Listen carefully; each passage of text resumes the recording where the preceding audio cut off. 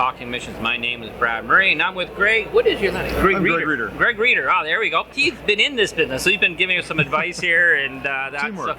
Teamwork. There you go. That's what it's all, teamwork. We're glad you're here with us. So we're going to be talking about flying around for a little while, aren't we? We are. Yeah. You've been having good conversations here. We're at Missions Fest 2020. You've been having some good chats here. Yeah. I mean, one thing about being in any Missions Fest is that you have an opportunity to see how many different people and how God has got a hold of their heart, and how they can share God's love. And MAF is a great part of that. We, from a tapestry point of view, we don't do what we do without having pilots, engineers, IT people, so even the logistics of how to get planes in and out, and business people to put it all together. So if we don't have all those, and then that just takes us to the point where we are the transportation.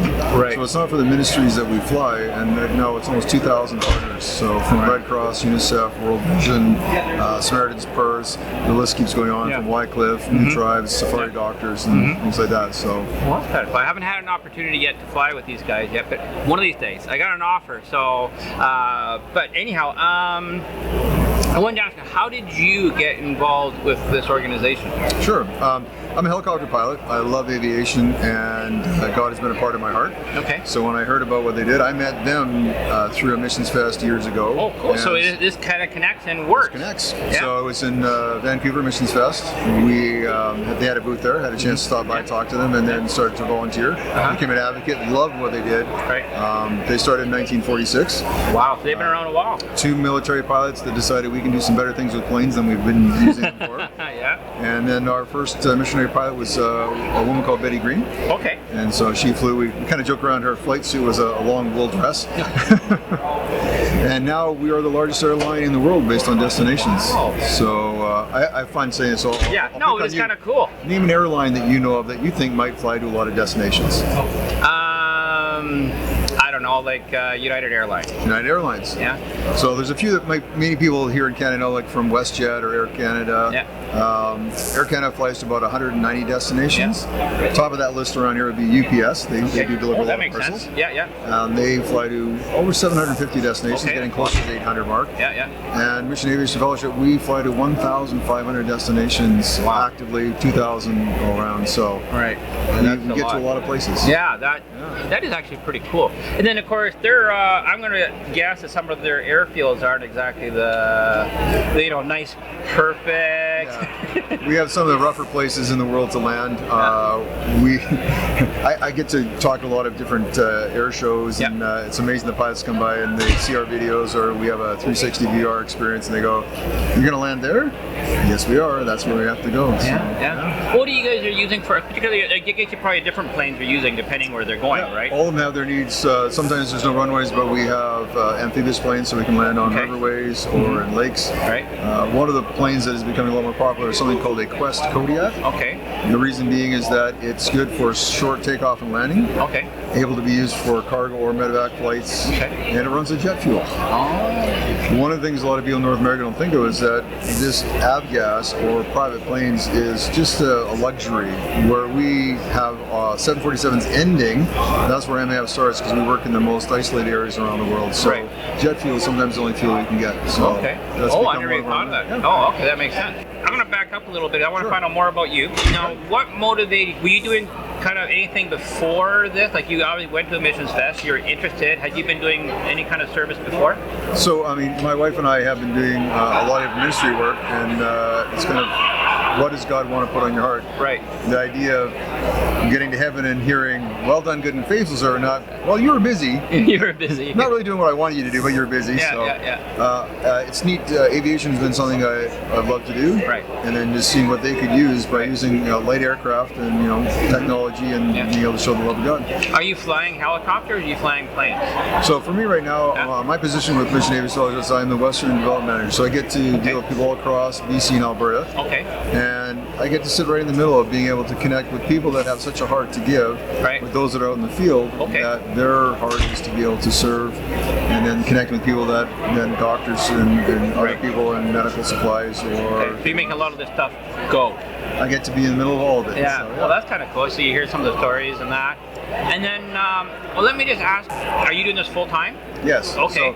So I what? love to, sorry. So go ahead. Yeah, tell me. I wanted to make a comment on what you said earlier Right. about how much I get impacted by what MAF has been doing. Okay. So when I come to these shows, my job is to be able to tell people about MAF, look for new pilots and engineers. Right. How often I've got people that are coming to me and saying how much they've been affected over the years, or if anyone has been here in the mission field, often we are their transportation in or out.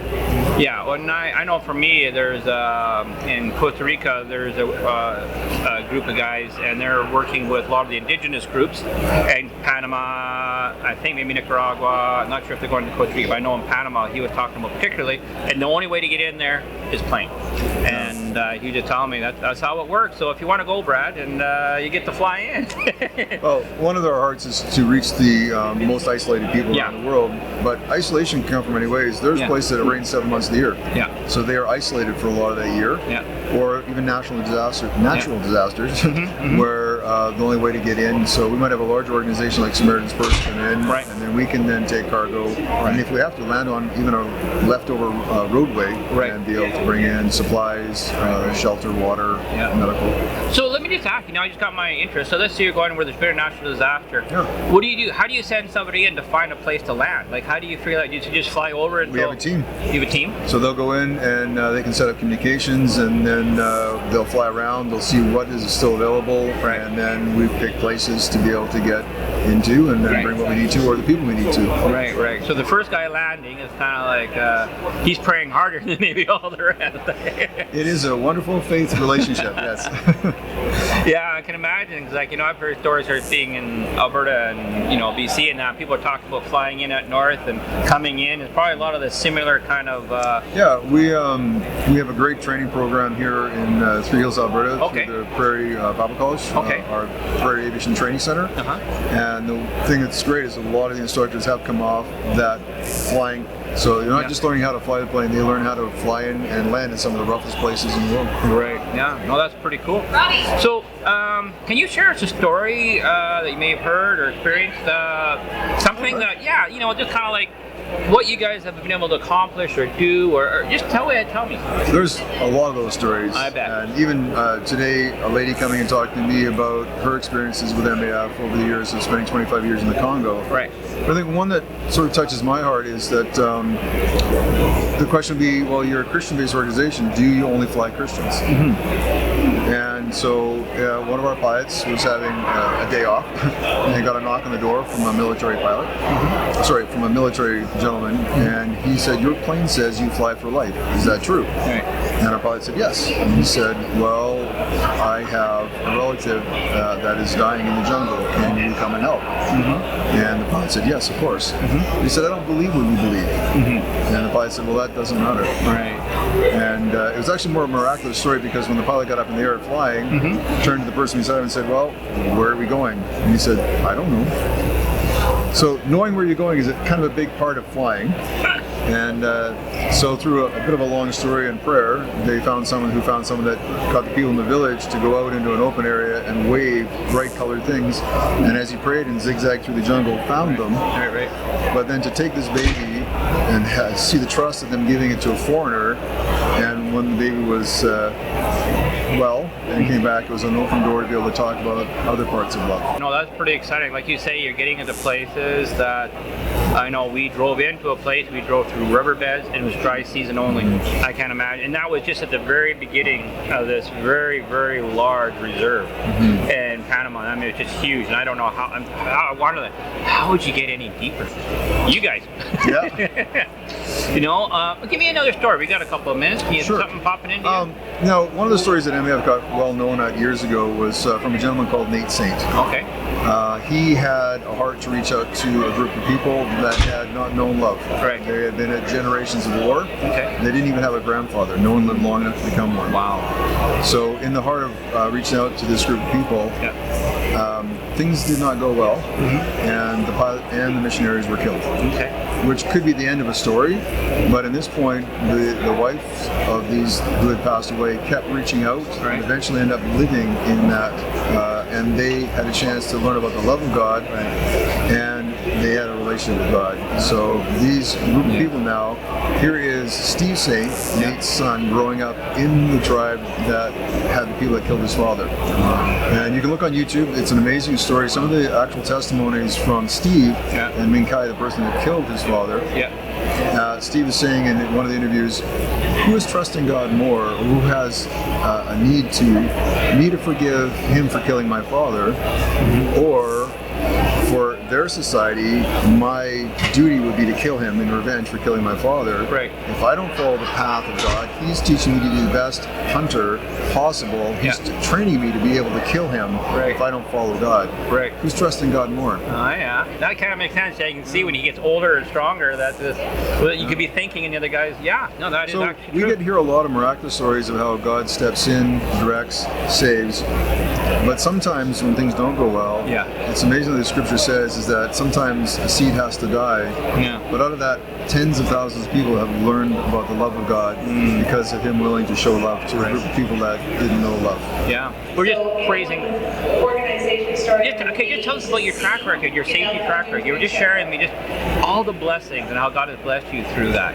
When you think of all the incredibly difficult places that we fly, it's amazing that we have such a track record of safety and keeping people in and out of the places they need to go. Well, you guys got good training. You got Jesus on your side. These kind of things, right? So, well, praise God. Now, if somebody wanted to be involved, whether flying or in administration or engineering and these other things you mentioned, or something that maybe isn't mentioned, mechanics, I'm sure there's all kinds of things where people can be involved here locally in North America, or maybe even here, because there's other organizations as well. I know doing these kind of things. Are you international yourself? Obviously, you're flying all over the place. So you're coming out of all countries. Yeah, we are in 30 countries. Okay. But being able to speak locally here is through that Prairie Aviation Training Center is a place that you can go to learn about being pilots. We have mechanics courses as well. IT is amazing how it's needed around the world. Computer technology. I need it too, actually. So no, that's pretty cool. So there's like all kinds of things, like things we haven't even thought of probably mentioning. So our website is probably a great place to start at mafc.org. And on there is a lot of even our placements who are looking for the steps it takes to get involved in a lot of those different areas. Right. And some great stories. Even kind of a fun story is that we got hanging out with Prince Harry. So that's kind of fun. It is a neat story. His mom, Princess Diana, worked with an organization called Halo. Amazing. They take the landmines out when they're left after the war. That's right. And so now he's taking over in Mom's footsteps and helping out Halo. So in Angola, where we are, and we do the transportation, we're there and able to meet him and be part and be ready for any flying that we needed to do. Well, that's kind of cool. That's neat. Well, I want to thank you, Greg. Excellent. Yeah, I just appreciate your time and sharing with us. If anybody's encouraged, go ahead. Look, if anything along these lines are catching on you, just go check it out. Start, fire off an email to somebody. Just do something. Make that first step. Just make the first step. He made a first step when he went to a missions fest. There you go. Go to a missions thing wherever you are, whether they're mission fest, they have a couple of number in Canada, or wherever you are in the States, Europe, wherever you might be. Go to talk to these people. Talk to some missionaries. Be encouraged. Just listen. Allow something to poke into your heart. Allow it to be pushed forward a little bit. But just go, send something off, see what happens, and off chance you don't know how your life can be changed by just doing one simple step. And I appreciate what you're doing because, as you say, we are the body of Christ, and if everyone isn't doing the part they're supposed to do, then the body isn't functioning properly. So you may be surprised what God will put you and get in front of Him. Where are you going to go? There you go. We're praying about all kinds of things for that too. So anyhow, on that, you can promote it if you like what we're doing. If this is encouraging for you, send it. Maybe you know somebody who'd be interested in something like that, even an off-chance thing that might be. Fire it off to them. Let them know. Send them because we're on YouTube, Instagram, Facebook, podcast, you name it, you'll find us somewhere. So send likes, thumbs up, all those kind of things are very helpful. So we thank you very much. Looking forward to seeing you next time. Blessings for now. Bye-bye. Awesome. Thanks.